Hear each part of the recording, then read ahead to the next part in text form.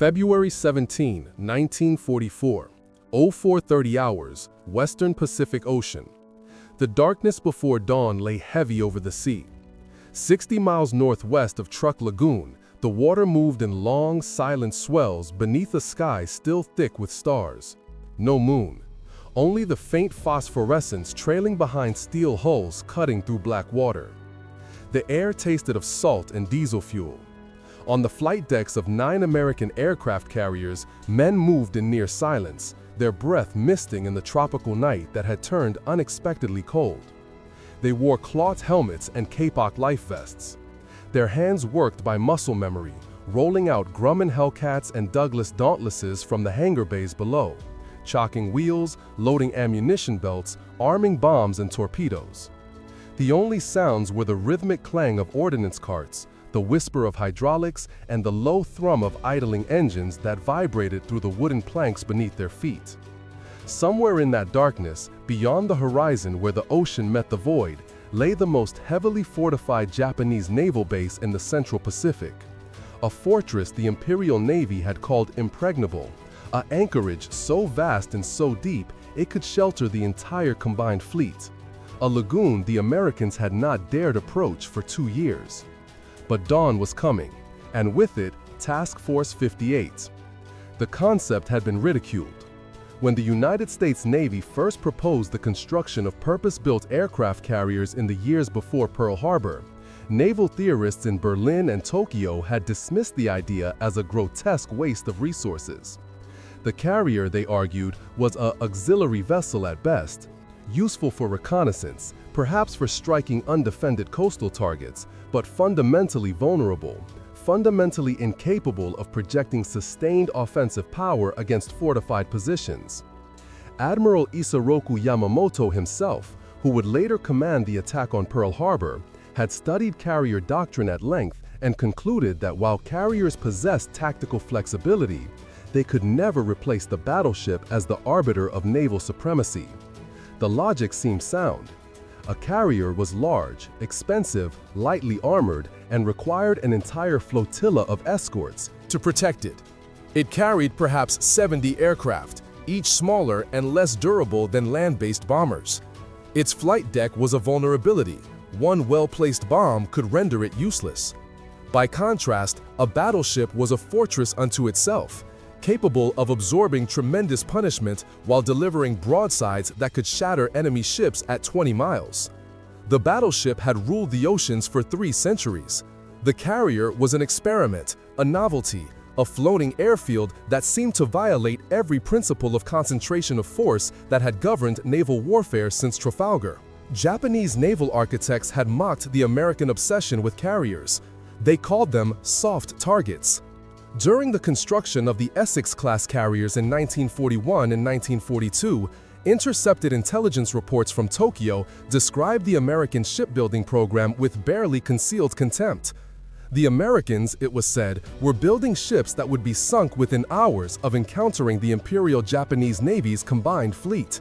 Japan possessed the Yamato and Musashi, the 2 largest battleships ever constructed, each displacing 70,000 tons and armed with 9 18-inch guns capable of hurling shells weighing more than a Volkswagen Beetle over 25 miles. These were instruments of annihilation. The American carriers, by comparison, seemed fragile, their wooden flight decks and aviation gasoline storage tanks vulnerable to the kind of punishment that battleships were designed to endure. When the Yorktown was sunk at Midway in June 1942, Japanese propagandists celebrated it as proof of concept. The carrier, one broadcast declared, is a weapon of desperation, not domination.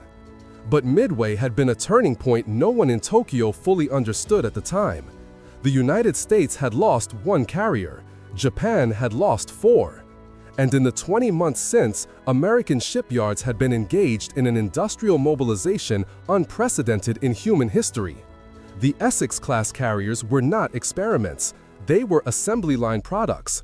Between 1943 and the end of the war, the United States would commission 17 fleet carriers of the Essex class alone, each displacing 27,000 tons and capable of carrying 90 aircraft. They were joined by dozens of smaller escort carriers, converted from merchant hulls, each adding another 30 aircraft to the growing air armada. By early 1944, the United States Navy possessed more carrier-based aircraft than the entire Japanese Army Air Force. The floating airfield had become a floating air force, and it was mobile. Battleships were tied to fuel depots, to predictable patrol routes, to the logistics of their own immense weight. Carriers could strike from anywhere, disappear into the vastness of the Pacific, and reappear 500 miles away. They were not fortresses, they were phantoms. Truk Lagoon had been Japan's answer to American carrier mobility. Located in the Caroline Islands, roughly equidistant from the Philippines, New Guinea, and the Marshall Islands, Truk was a natural fortress. The lagoon itself measured 40 miles across, enclosed by a barrier reef and dotted with more than 200 islands, many of them fortified with coastal artillery, anti-aircraft batteries, and seaplane bases. The anchorage was deep enough to shelter battleships and protected enough to allow ships to refuel, rearm, and repair without fear of submarine attack. By 1944, Truk had become the logistical heart of Japan's southern defense perimeter. It was home to the 4th Fleet, the primary naval force responsible for defending Japanese holdings in the Central and South Pacific. More than 50 warships and transports lay at anchor within the lagoon at any given time. Fuel depots, ammunition bunkers, repair facilities, barracks, hospitals, and supply warehouses covered the larger islands. The Japanese called it the Gibraltar of the Pacific. American sailors, who had never seen it and whose intelligence reports described it in ominous detail, called it something else, the target they could not reach. Truk had remained untouched since the outbreak of war. American submarines had occasionally penetrated the outer reef, sinking a transport here or a tanker there, but the lagoon's defenses made sustained operations impossible. Land-based bombers from the Solomons lacked the range to reach Truk and return. The island fortresses of the Marshalls lay between American forces and the Caroline Islands, and until those were neutralized, Truk remained beyond the reach of American air power. Or so the Japanese believed. Admiral Minichi Koga, commander of the combined fleet, had positioned his headquarters staff on Truk precisely because he considered it invulnerable. Intelligence reports from late 1943 indicated that the Americans were advancing through the Central Pacific, but their progress was slow, methodical, island by island. The invasion of the Gilbert Islands in November 1943 had cost the Americans dearly. Tarawa alone had produced more than 3,000 casualties in 76 hours of fighting. At that rate, Koga calculated it would take years for American forces to reach the Carolines. Truk was safe. The fleet was safe. The war could still be won. But the Americans were not coming island by island. They were leapfrogging. On February 1, 1944, the 4th Marine Division landed on Kwajalein Atoll in the Marshall Islands, bypassing the heavily fortified outer islands and striking directly at the administrative center of Japan's Central Pacific defenses. Kwajalein fell in 4 days. 1 week later, American forces seized Enewetok Atoll, leaping another 300 miles westward and placing them within striking distance of Truk. The Japanese High Command, stunned by the speed of the American advance, ordered the immediate evacuation of major fleet units from Truk Lagoon. On February 10, Admiral Koga withdrew the super battleships Yamato and Musashi, along with most of the combined fleet's heavy cruisers and destroyers, relocating them to Palau in the Western Carolines. But the evacuation was incomplete. Dozens of smaller warships, transports, tankers, and auxiliaries remained at anchor. Thousands of tons of fuel, ammunition, and supplies remained in storage. And most critically, more than 360 aircraft remained stationed on Truk's airfields and seaplane bases, their crews confident that American carriers would never dare approach close enough to launch a strike. They were wrong. Task Force 58 was the largest concentration of naval air power ever assembled. Commanded by Vice Admiral Mark Mitcher, a quiet, sun-weathered aviator who had commanded the carrier Hornet during the Doolittle raid, the task force consisted of 9 fleet carriers, 6 light carriers, 8 battleships, 6 cruisers, and 36 destroyers. Together, they carried more than 500 combat aircraft. The force had departed Majuro Atoll in the Marshall Islands on February 12, steaming westward under strict radio silence. For 5 days, the task force moved through empty ocean, refueling at sea, maintaining a speed of 25 knots, advancing toward a target the Japanese still believed to be beyond reach. Reconnaissance aircraft from Truk had searched the approaches to the lagoon daily, sweeping arcs that extended 200 miles in every direction. They found nothing. The ocean was empty. The Americans, if they were coming at all, were still weeks away. On the evening of February 16th, as the sun set over Truk Lagoon, Japanese sailors and airmen went about their routines with the calm assurance of men who believed themselves safe. Some wrote letters, others played cards or listened to radio broadcasts from Tokyo. In the officers' mess aboard the light cruiser Katori, men drank sake and discussed the progress of the war. The news was not encouraging. The loss of the Marshalls had been a blow, but Truk remained secure, and as long as Truk held, the southern perimeter could be reinforced. No one imagined that at that very moment, 60 miles to the northwest, 72 Hellcat fighters were being armed and fueled for a pre-dawn launch. The first strike launched at 0600 hours, just as the sky began to pale in the east. The Hellcats went first, tasked with achieving air superiority over the lagoon before the bombers arrived. They flew in groups of 8, stacked at different altitudes, their Pratt & Whitney engines roaring in the thin morning air. Below them, the ocean was still dark, but ahead, on the horizon, the islands of Truk were beginning to emerge from shadow. The pilots could see the volcanic peaks of Dublon and Moen rising against the dawn, and as they descended toward the lagoon, they could see the anchorage itself, a vast expanse of sheltered water dotted with the silhouettes of ships. Dozens of ships, transports, tankers, destroyers, cruisers, all at anchor, unmoving, unprotected. On the airfields at Eton, Param, and Moen, aircraft sat in neat rows, their engines cold, their crews still asleep. The Hellcats dropped to 5,000 feet, then 3,000, then 1,000. Anti-aircraft fire began to blossom around them, black puffs of flak that hung in the air like smudges of ink, but it was sporadic, disorganized. The Japanese had been caught entirely by surprise. The Hellcats strafed the airfields first, roaring in at low altitude, their 650 caliber machine guns tearing through parked aircraft. Mitsubishi Zeros, Nakajima Kates, Aichi Vals, all caught on the ground, all burning within minutes. Fuel trucks exploded, ammunition dumps detonated. Hangars collapsed in on themselves, their metal frames buckling under the heat. The few Japanese aircraft that managed to get airborne were overwhelmed. The Hellcat was faster, more heavily armed, and flown by pilots who had trained over the skies of California and Texas, men who had practiced air-to-air gunnery until they could hit a moving target at 400 yards. The Zero had been a terrifying opponent in 1941 and 1942, but by 1944, it was obsolete. Its lack of armor and self-sealing fuel tanks made it vulnerable to even glancing hits. Within the first 30 minutes of combat, more than 30 Japanese aircraft were shot down. By 0700 hours, the skies over Truk belonged entirely to the Americans. The dive bombers came next. Douglas Dauntlesses and Curtiss Helldivers, each carrying a single 1,000-pound bomb, circled high above the lagoon before rolling into near-vertical dives.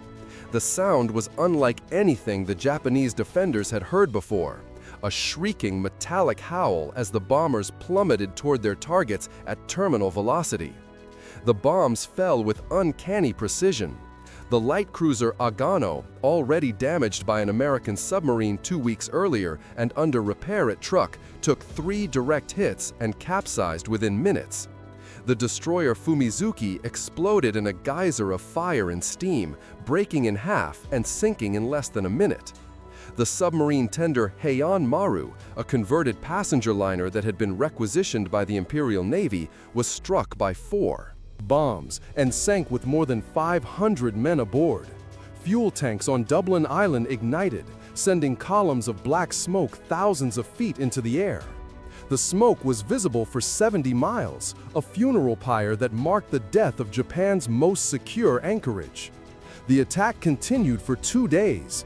Wave after wave of American aircraft struck the lagoon, hitting targets with methodical efficiency. On February 17th alone, American pilots flew more than 30 sorties against Truk, sinking 12 warships, 32 transports and auxiliaries, and destroying 270 aircraft. The Japanese defenders fought back with everything they had, but it was futile. Anti-aircraft fire filled the sky, but American bombers flew too high and dove too fast for the gunners to track. Japanese fighters that managed to take off from auxiliary airstrips were intercepted and destroyed before they could reach the carriers. The lagoon, once a symbol of Japanese security, had become a killing zone. And through it all, the American carriers remained beyond the reach of Japanese counterattack. Task Force 58 operated 60 miles offshore, constantly moving, its escorts forming a defensive screen that no Japanese aircraft could penetrate. The floating airfield, the vulnerable novelty that Japanese strategists had dismissed, had become an instrument of annihilation. In Tokyo, the news was received with disbelief. Admiral Koga, who had evacuated the major fleet units just days before the attack, issued a statement praising the heroic resistance of Truk's defenders, but privately he understood the magnitude of the disaster. Truk was no longer a safe anchorage, it was a grave. More than 4,000 Japanese sailors and airmen had been killed.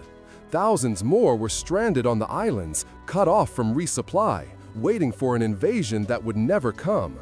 Because the Americans did not need to invade Truk, they had neutralized it without setting foot on its shores. The concept was revolutionary. For centuries, military doctrine had held that territory could only be secured by physical occupation. But the carrier task force had demonstrated a different truth, that air superiority could render territory irrelevant. Truk still held Japanese troops, Japanese supplies, Japanese infrastructure, but none of it mattered. The Americans simply flew over it, ignored it, and moved on. The pilots who returned to Task Force 58 on the evening of February 18 climbed out of their cockpits exhausted, their flight suits soaked with sweat, their hands shaking from adrenaline. They had flown missions that would have been considered impossible 2 years earlier. They had struck a target 2,000 miles from the nearest American airfield, destroyed an enemy fleet in its own harbor, and returned without losing a single carrier. Casualties had been light, 25 aircraft lost, most to anti-aircraft fire, a handful to mechanical failure. Out of more than 500 aircraft committed to the operation, the loss rate was less than 5%. By any measure, it was one of the most successful naval air operations in history. And yet, as the pilots gathered in the ready rooms to debrief, there was little celebration. They understood, perhaps better than their commanders, what they had just proven. The carrier was no longer an auxiliary, it was the fleet. The symbol that emerged from Truk was not a ship or a weapon, but something far simpler: the consistency of American logistics. Japanese soldiers who survived the attack and were later captured reported a detail that appeared in multiple interrogation transcripts. The American aircraft returned again and again, wave after wave, without pause, without exhaustion. There was no sense that the Americans were operating at the limit of their resources. The bombs kept falling, the bullets kept firing, the planes kept coming. One captured pilot, a warrant officer who had flown Zeros from Eton Airfield, described watching American bombers circle overhead for more than an hour, waiting for their turn to dive. It was like a factory, he said. They were not fighting, they were working. The statement was more profound than he realized. The American war effort was, in fact, industrial. It was not driven by ideology or desperation, but by the methodical application of productive capacity. The carriers themselves were symbols of this vast, complex machines that required thousands of workers to build, thousands more to operate, and an unbroken supply chain stretching back across the Pacific to shipyards in Newport News, Philadelphia, and San Francisco. Each carrier consumed more than 500 tons of fuel per day. Each aircraft required hours of maintenance for every hour of flight time. The ammunition expenditure at Truk exceeded 10,000 rounds of 50 caliber ammunition and more than 500 tons of bombs. And yet, at no point during the operation did Task Force 58 run short of supplies. The floating airfield was not vulnerable. It was inexhaustible. Japanese military planners had built their strategy on the assumption that American will would break before American industry could be fully mobilized.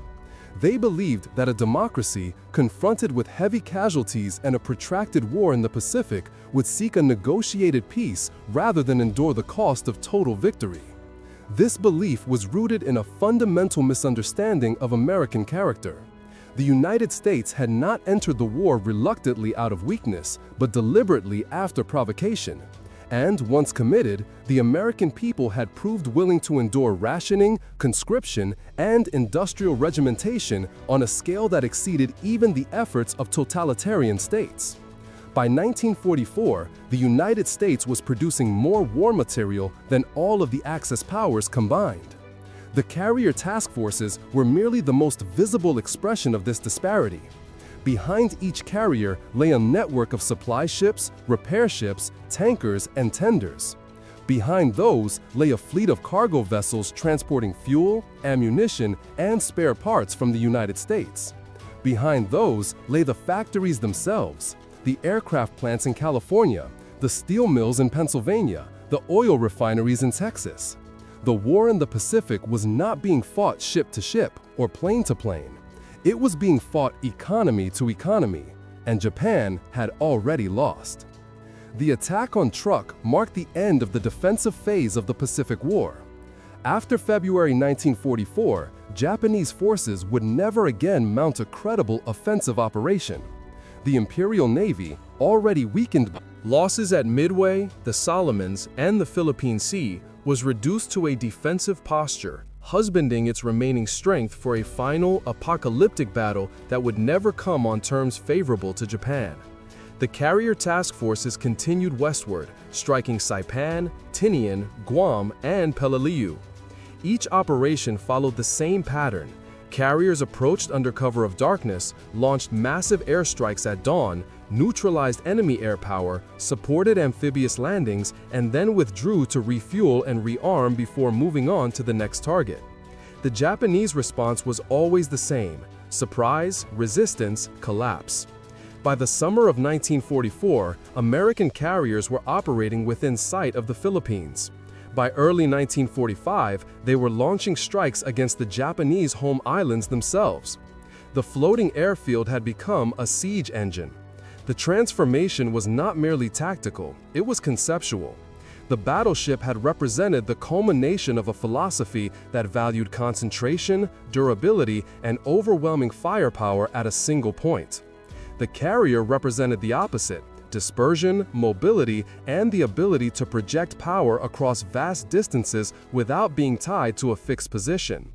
In a sense, the carrier was the naval equivalent of guerrilla warfare, refusing to meet the enemy on his terms, striking from unexpected angles, and disappearing before a counterattack could be organized. But unlike guerrilla forces, which are typically weak and poorly supplied, the American carrier task forces were rich in resources. They combined the advantages of mobility with the advantages of industrial supremacy. They were everywhere and nowhere. They could not be pinned down, could not be starved, could not be defeated in a decisive engagement because they refused to fight one. The Japanese had built a strategy around the decisive battle, the single cataclysmic engagement that would destroy the enemy fleet and force a negotiated peace. The Americans had built a strategy around attrition, the relentless, methodical destruction of enemy resources until nothing remained. Truk was not a battle, it was a demonstration. The few journalists who were permitted to accompany Task Force 58 struggled to convey the scale of what they had witnessed. One correspondent, writing for the New York Times, described the attack on Truk as the most complete naval victory in American history, but the phrase felt inadequate. Victories implied struggle, conflict between relatively equal forces. Truk had not been a struggle. It had been an execution. Another correspondent, more perceptive, wrote that Truk represented the death of the Old Navy. He did not elaborate, but those who read the dispatch understood. The Old Navy, the navy of battleships and cruisers, of fleet engagements and gunline duels, of Jutland and Tsushima, had ceased to exist. A new form of naval power had emerged, one that bore little resemblance to anything that had come before.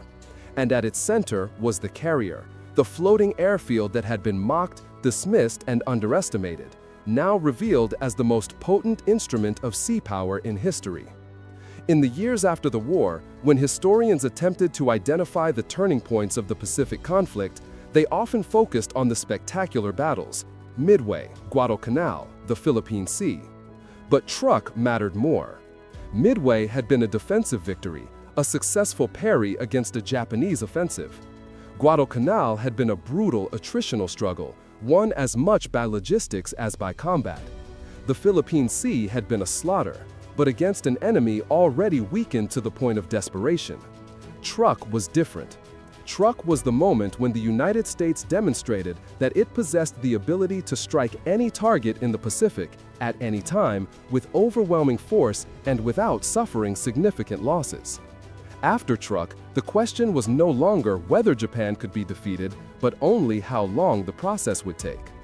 The Japanese leadership understood this. In March 1944, just weeks after the attack, Admiral Koga drafted a memorandum to the Imperial General Headquarters in which he acknowledged that Japan could no longer hope to defend the perimeter of its empire. The best that could be achieved, he wrote, was a series of delaying actions designed to inflict maximum casualties on American forces in the hope that public opinion in the United States would demand a negotiated settlement. It was the strategy of a power that knew it had already lost. The wreckage remains. Truk Lagoon, now known as Truk Lagoon, is one of the largest underwater graveyards in the world. More than 50 Japanese ships lie on the bottom, many of them still intact, their holds filled with trucks, tanks, aircraft, and ammunition. Divers who descend into the lagoon speak of a haunting stillness, the sunlight filtering through the water in pale shafts, illuminating the rusted hulls and coral-encrusted gun turrets of vessels that sank in minutes. Inside the ships, personal effects remain: sake bottles, helmets, boots, photographs. Skeletons lie in crew compartments and engine rooms, the remains of men who went down with their ships. The lagoon is protected now, a historical site, but it is also a grave. For the Japanese sailors and airmen who died there, Truk was not a fortress, it was a trap. For the American pilots and sailors who attacked it, Truk was proof of something they had always believed but could not yet articulate: that freedom conferred a material advantage. Democratic societies, for all their inefficiencies and internal contradictions, possessed a quality that totalitarian states could not replicate: the willingness of individuals to work together toward a common goal without coercion. The American Carrier Task Force was not held together by fear or ideology, but by shared purpose. The deck crews who armed the aircraft, the pilots who flew them, the engineers who maintained the engines, the cooks who prepared the meals, all of them understood that they were part of something larger than themselves. They did not fight because they had been ordered to, though they had. They fought because the world they were defending was worth the cost. This belief was not propaganda, it was lived experience. The United States, for all its flaws, had given them lives worth living, and they were willing to risk those lives to preserve the possibility that others might live the same way. The Japanese pilots who opposed them fought with equal bravery, but they fought for an empire that had given them nothing except the honor of dying for it. In the end, that difference mattered more than tactics or technology. The floating airfield had been laughed at, but the laughter had stopped long before the bombs fell on Truk. It stopped when the carrier struck at Wake Island in 1942, at Rabaul in 1943, at Truk in 1944, and at Tokyo in 1945. It stopped when the Japanese realized that the ocean, which they had always believed to be their shield, had become the Americans' highway. The sea did not protect Japan, it exposed it. And the instrument of that exposure was the carrier, the ungainly, vulnerable, improbable vessel that had proved itself the most effective weapon of the modern age. Not because it was invincible, but because it could be built faster than it could be sunk. Not because it was perfect, but because it was good enough. And in war, good enough, produced in overwhelming numbers, always defeats perfection produced in insufficient quantity. February 17, 1944, was not the end of the war. 18 months of brutal fighting remained. But it was the end of doubt. After Truk, no one questioned whether the carrier could project power, whether democracy could mobilize resources, whether the United States possessed the will to see the war through to total victory. The floating airfield had answered all of those questions in a single, devastating demonstration. And in the wreckage of Truk Lagoon, beneath the black smoke and burning ships, lay the wreckage of an empire that had mistaken laughter for wisdom, and isolation for security, and discovered too late that the world had changed, and that the new world belonged to those who could adapt, endure, and prevail.